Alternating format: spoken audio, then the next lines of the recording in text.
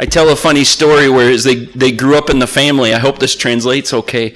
They grew up in this family business, and my two sons were always, as little babies, sniff this, sniff this. And I tell this story that in Minnesota, the professional baseball team is the Minnesota Twins. So I would bring my twins to, every year they have a game that they can get in for free, and they get to go out on the field of this professional stadium.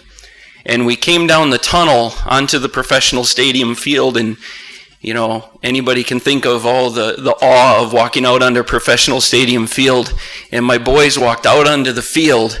They dropped to their knees, but not to pray. They dropped to their knees and sniffed the grass.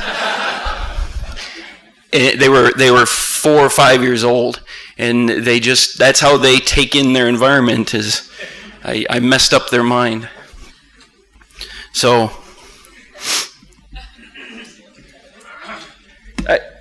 my presentation's fairly basic, and I wanted to talk about visuals and some simple visuals that we've worked with different facilities in the U.S. in helping them to explain the odors to different stakeholders, and a lot of times that being the community, and helping the community understand what sometimes is a confusing world of odors. But then also helping city council or commissioners understand it and think about it and be able to talk about it. So again, fairly basic approach. Now, in the wastewater industry, one of the big epiphanies that they've had over the years, long ago, wastewater treatment was concerned with making sure we could clean the water and then put it into the river or ocean or wherever it's going, and that when we put it there, it will be clean. And so there was concentration on the water, concern with the water. And over time, they learned that they could do things with the solids. And so we can have processes that help us do things and sell fertilizers and other things with the solid parts of the treatment plant. Today now, I think in wastewater treatment, I think more than probably any industry, it's just ingrained in the industry that air is another effluent of that wastewater treatment plant. And throughout the U.S., and I'm sure other places, you know, treatment plants are not built without odor control as a significant portion of the facility. It's just part of what they're doing. And so wastewater treatment has moved in that direction and continues to take that particular focus on odor. So this was an example of a relatively smaller wastewater treatment plant that I had to make some information anonymous through the example. But some basics of the plant here, located in a river valley, and I'll have some maps that show that. They did an initial odor study in 2007 where they looked at the odors that were in the community now and just had an approach of it's time that we look at being, as was said before, the art of being a good neighbor and start working on and improving the odors. And as part of that, they wanted to communicate to the stakeholder, the citizen who's a ratepayer, paying the taxes and concerned with the odors, and how do they describe this, talk about it, and help them understand that this isn't something that you just do, that it's a process. It takes time, and especially because it takes money, you have to plan it out and make progress over time. So one example of a very simple but was surprisingly and amazingly effective, and we've seen that in many different facilities, is just a good old simple pie chart of doing a process inventory, an odor inventory of the whole facility, and looking at, you know, what are the odor emissions from the different parts of the facility, and so what makes up this pie? What different percentages are there, looking at different levels, and this can help in then talking to the citizens about, okay, we're going to attack this biggest section, or we're going to look at these two sections and in the process make improvements. So early on in 2007, they did things with chemical addition. There were significant changes in just the waters that were coming into the facility. And so naturally some things were happening that were lowering odors, but they also put an initial focus on the digester system, replaced it with a different system with significantly more odor control. So then in 6 years later, when they were continuing to revisit this, just as this example of so simple, but they could portray to the audience that their pie was smaller now. They were producing a much smaller amount of odor, and they could also talk to them about the different segments, what's happened to different segments of the facility. They could talk to them about they invested the money in the digesters and see a reduction in that slice. Some slices got bigger. They became a higher percentage, but they could talk to them about why that's the case, because many other things went down, so other things had to go up. Again, very, very basic, but very helpful in talking about it. And they even joked that the county commissioner, city council members would come in and laugh and joke, and because it's sort of humorous, but would say, okay, what are we going to attack on the pie this time? What are we going to go after? What are we going to try to reduce? And currently they have plans to look at the larger segments, the pretreatment and the primaries. I don't know what you describe those colors as.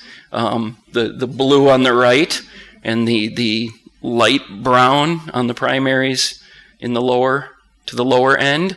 But they're looking at covering. They're looking at a lot of pretreatment work with areas that aren't currently going through odor control. And even in dewatering, there's a very small percentage of the air that actually gets through the odor control. Most of it is escaping in different areas. So they're looking at making another burst of significant changes that would then reduce it. So a very basic process of, in those 6 years, they reduced it 40% of the size and changed that makeup. So, and it was a way for everybody to understand and then continue to look at where are we going and how are we going to continue to make changes. They additionally looked at community monitoring around the facility. So this is where, I keep grabbing my pen.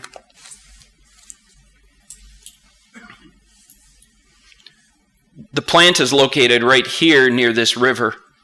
And so they would get significant odors traveling the riverbed. And then they looked at some monitoring locations out and around the facility. But they did this over a 6-month period to gather a picture of what was happening, and mostly through the summer warmer months and times when people are outdoors more often. 120 times over those 6 months going out and creating 2,100 observations. So making a significant effort to make it as part of their culture of what they were doing in their facility, that somebody was being sent out routinely to observe odors, respond if there were complaints, to go out and make observations as to what was happening at the times of those complaints.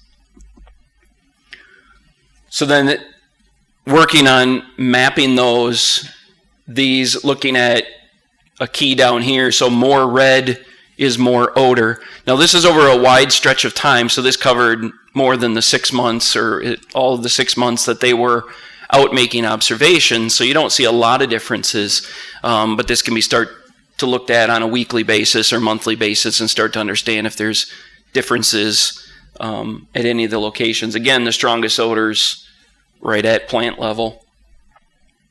Matching with wind, so this image seeing the plant here, so this, when wind in this direction, getting some odors. Over in here, winds coming from the facility. So able to look at different weather conditions. You look at too long of a period of time, and there isn't always much of a correlation because you can get a lot of micrometeorology going on of how those winds are moving and the odors are flying around.